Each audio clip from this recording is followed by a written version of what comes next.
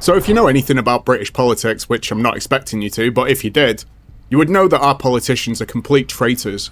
Now why do I say this? Well, since 1980, successive governments on both the left and the so-called right, as if we have one, have imported 22.5 million people into our country, even though at every single election we specifically voted them into power to lower immigration. They're honestly complete lying tossers, and I despise them all. Now 22.5 million people may not seem like a lot to Americans. After all, Joe Biden let in, 10 million people in 4 years.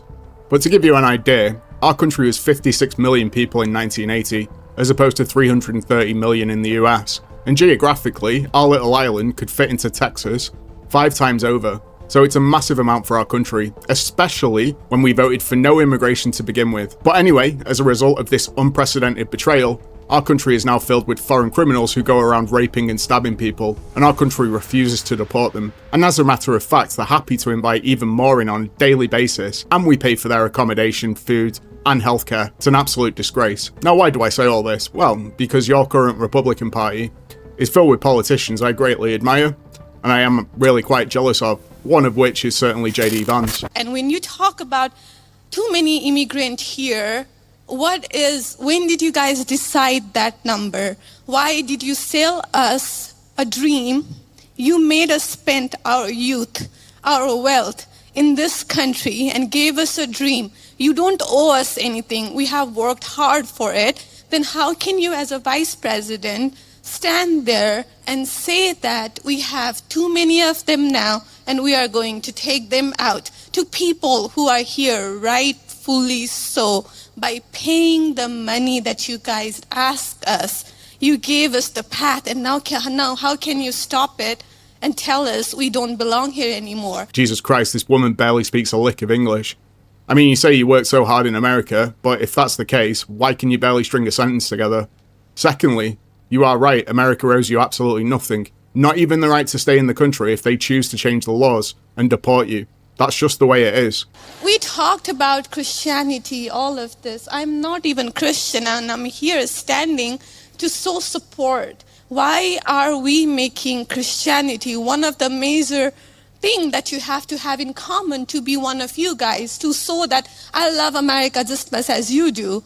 Why is that still a question? Why do I have to be a Christian? Because it's a Christian country, it was founded by Christian people, and it's based on Christian traditions. And again, you don't have to be anything. You can be in a helicopter if you want, but you'll have to do it outside of America after they deport you.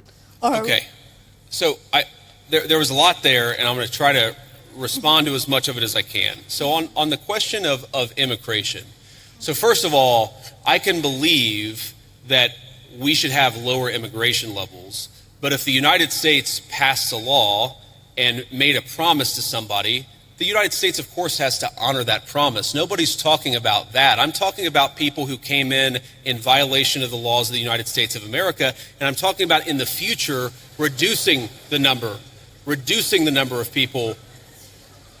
Sorry, what? May I continue on that?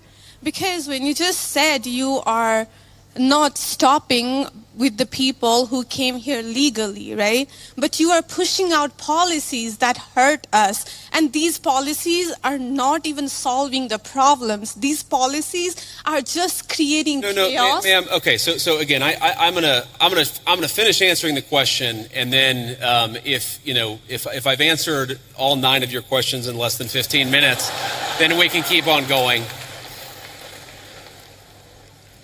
We got to have a little fun, right?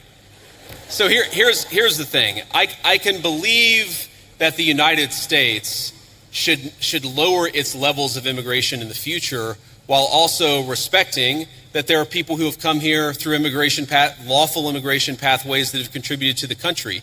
But just because one person or 10 people or 100 people came in legally and contributed to the United States of America, does that mean that we're thereby committed to let in 1 million or 10 million or 100 million people a year in the future? No, that's not right. We cannot have, I'll go and finish, we cannot have an immigration policy where what was good for the country 50 or 60 years ago binds the country inevitably for the future. There's too many people who want to come to the United States of America, and my job as vice president is not to look out for the interests of the whole world, it's to look out for the people of the United States. Now,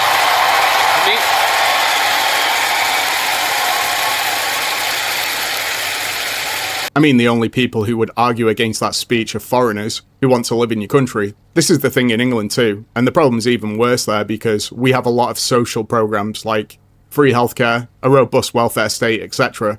We cannot have those things if you're going to let in any third worlder with a sob story. Those systems just fall apart, which is unfortunately exactly what we're seeing in Britain. If you ask the question, what is the exact right number of immigrants for the United States to let in, it is just very specific on the context. If you go back to the 1920s, the United States passed an Immigration Reform Act that effectively cut down immigration to close to zero for 40 years in this country. And what happened over those 40 years? The many people who had come from many different foreign countries and different foreign cultures, they assimilated into American culture. And there was an expectation that they would assimilate into American culture. I think we have two problems in our immigration system today. And my guess is you're probably a slightly more leftist political persuasion, liberal political persuasion, maybe not. But here's the thing. I remember back in my establishment GOP days when I was still very early getting involved in Republican politics, I remember a conservative think tank person who told me that one of the reasons why immigration was really good is that if you had enough diversity in a country, people would mistrust each other and they wouldn't join labor unions. Okay? So when I see a lot of left-wing people who theoretically support organized labor saying we need to flood the country with a limitless number of immigrants, they're unwilling to set any limitations on it. My response to that is you are destroying the very social trust on which American freedom and prosperity was built. And that is really important to me.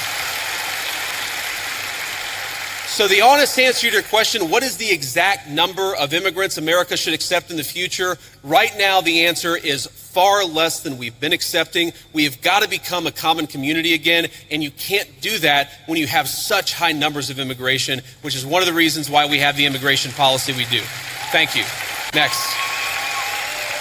I mean, goddamn, he absolutely smoked her. And yes, multiculturalism is a fake idea. How can you expect Ahmed from Pakistan to drop Islam and all of his deeply held beliefs, which are so antithetical to the American or British way of life, like democracy, free speech, and freedom more generally, just because you import into America? Is the US built on magic soil or something? Is every single person from the third world just as American as the people who built the country and could trace their ancestors back to early America and then Europe? I mean, no, of course it's not. It's an absurd notion, and leftists are retarded for trying to make that argument. But anyway, let me know what you think about this in the comments, and thanks for watching.